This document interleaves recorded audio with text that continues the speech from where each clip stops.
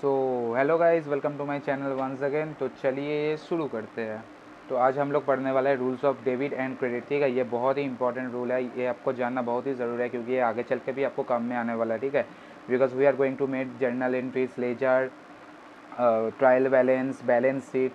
तो ये सभी चीज़ें जो है होने वाले, ये सब गोल्डन रूल और ब्रिटिश रूल की मदद से। ठीक है, मॉडर्न रूल ऑफ अकाउंटिंग जो है वो है अमेरिकन स्टाइल ऑफ जो रूल हम लोग फॉलो करते हैं। ठीक है, मॉडर्न रूल ऑफ अकाउंटिंग का मतलब है, इसको हम और एक नाम भी बोलते हैं जो कि है अमेरिकन। ठीक है,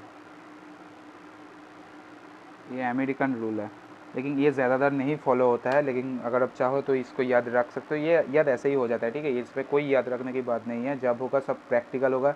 इसके बाद मैं आपको सम्स कराऊंगा, उसी मदद से आपका और भी ज़्यादा क्लियर हो जाएगा। तो चलिए शुरू करते हैं।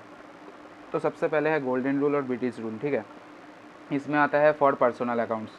पर्सनल अकाउंट्स में डेबिट का मतलब होता है द रिसीवर और क्रेडिट का मतलब होता है द गिवर। ठीक है, जब जब आप कुछ रिसीव करते हैं तो वो हो जाता है डेबिट, जब आप कुछ देते हैं तो वो हो जाता है क्रेडिट।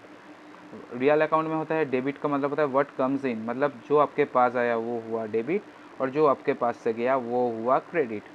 इसी तरह फॉर नॉमिनल अकाउंट का मतलब होता है डेबिट, मतलब है ऑल एक्सपेंसेस एंड लॉसेस। ठीक है, जो जितने भी सारे एक्सपेंसेस होते हैं या फिर लॉसेस होते हैं वो सभी यहाँ पर डेबिट होते हैं।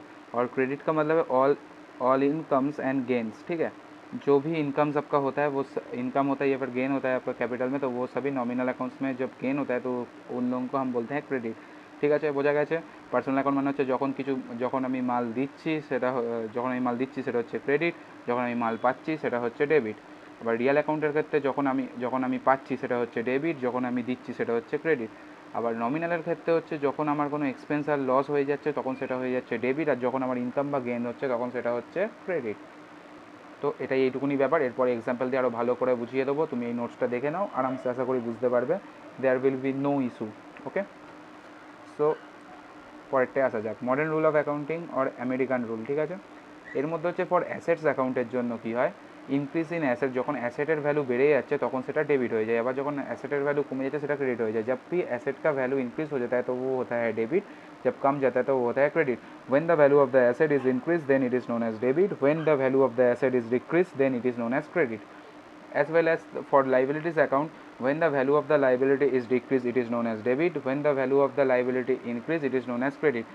जब भी लाइबिलिटी का दाम लाइबिलिटी कम हो जाता है तो वो हो जाता है डेबिट, जब लाइबिलिटी इंक्रीज हो जाता है तो वो हो जाता है क्रेडिट। ठीक है, दैट्स ऑल। सो ऐसे ही फॉर प्रोप्राइटरशिप अकाउंट्स डिक्रीज। ठीक है, जब प्रोप्राइटर्स का अकाउंट डिक्रीज हो जाता है तो वो हो जाता है डेबिट, जब इंक्रीज हो जाता है तो वो हो जाता है credit. Easy, I think easy होगा आपके लिए, इतना कुछ ज़्यादा मुश्किल नहीं है इसमें।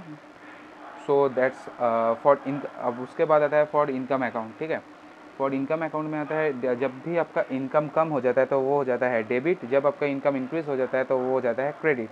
যখন ইনকাম আপনার কমে যাচ্ছে ডেবিট, যখন আপনার ইনকাম বেড়ে যাচ্ছে ক্রেডিট। এরমভাবেই ফর এক্সপেন্সেস অ্যাকাউন্টসের জন্য হচ্ছে ডিক্রিজ মানে হচ্ছে ডেবিট। ঠিক আছে, যখন তোমার এক্সপেন্স কমে যাচ্ছে সেটা হচ্ছে debit. When the expenses of your accounts decrease then it is known as debit, when the expenses of your account increase it is known as credit. যখন তোমার অ্যাকাউন্টের বেড়ে যাচ্ছে, এক্সপেন্স বেড়ে যাচ্ছে, সেটা হয়ে যাচ্ছে credit. So that's all. It is all about the rules of the debit and credit rules. I hope you can understand it very well. এরমভাবে এবার আস্তে আস্তে আমরা এটা পরে আমরা জার্নালগুলোকে নিয়ে ডিসকাস করবো। এরপরে আমরা করবো ক্লাসিফিকেশান অফ গুড অ্যাকাউন্টস করবো, যার মধ্যে গুডসগুলোকে বোঝানো হবে ভালোভাবে। তারপরে রুল অফ ডেবিট আর ক্রেডিট অফ গুডস বোঝাবো, তারপরে ক্যারেজ বোঝাবো, তারপরে জার্নাল এন্ট্রি বোঝাবো, অনেক কিছু বোঝানোর আছে। তো আই থিঙ্ক সব কিছু বোধহয় কি কভার হবে না সেটা আমি জানি না, বাট চেষ্টা করবো কভার করার। আর কিছু ডাউট থাকলে কমেন্ট সেকশানে জানিও, I will always available for you. That's all.